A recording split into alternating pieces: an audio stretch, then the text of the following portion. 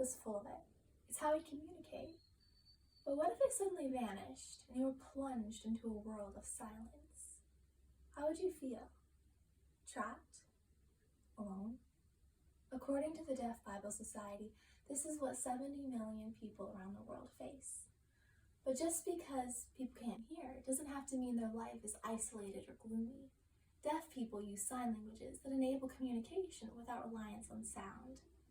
I've been learning American Sign Language for 5 years, and I've also done extra research for this speech. Today I'm going to be talking about sign language, the need for it, how it fills this need, and a little secret about the language. Let's start with why deaf people need sign language. In an interview with Jennifer Carrick, a professional interpreter, she explained that language is what connects people. Now, spoken languages rely on a sense of hearing, and you may have heard that deaf people can read lips, but according to Pastor Joe Dixon, who is deaf, even the best lip readers catch only half of what is being said.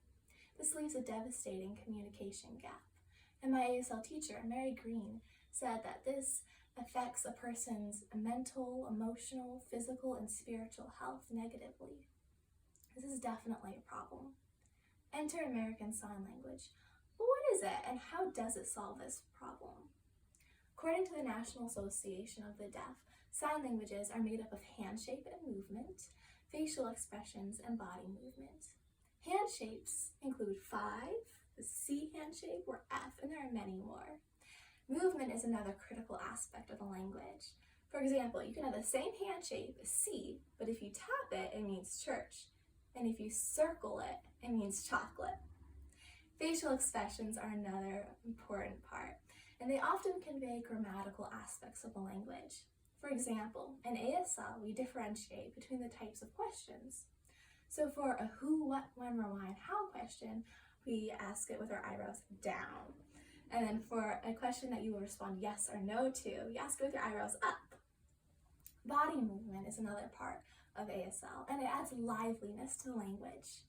So in storytelling, instead of the signer repeatedly signing he said, she said, the storyteller will take on the persona of the different characters in the story, which makes the story so much more vivid. Writing for the Hands and Voices, Dr. Beth Benedict and Janelle Legg revealed why this language solves the communication gap problem. It's because it's a visual language. Sign languages reveal on seeing rather than hearing. But on to my secret. Sign languages are only as effective at solving the problem as the people who use them.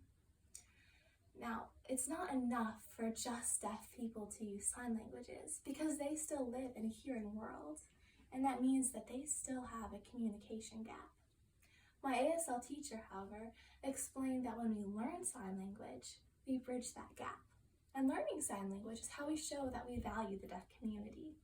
In my experience, my learning sign languages have been received so kindly by deaf people.